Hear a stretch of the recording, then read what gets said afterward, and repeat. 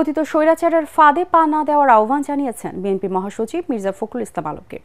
অর্জিত সফলতা যাতে ব্যর্থ না হয় তা নিশ্চিতে অত্যন্ত সাবধানতার সাথে পদক্ষেপ নেওয়ার আহ্বান জানান তিনি। যুক্তরাষ্ট্র সফর শেষে দেশে ফিরে এসব কথা বলেন বিএনপি মহাসচিব। ফ্যাসিস্টদের বিরুদ্ধে গণতন্ত্র প্রতিষ্ঠার জন্য ঐক্যবদ্ধ থেকে দেশের স্বাধীনতা সার্বভৌমত্বকে রক্ষা করার আহ্বান জানান তিনি। এ সময় আইনশৃঙ্খলা পরিস্থিতি নিয়ন্ত্রণে সরকারের অপারেশন ডেভিল হান্টকে স্বাগত জানান মির্জা ফখরুল। হাসিনার পাতা ফাঁদে আমরা যেন ফাঁদে পা না দিই।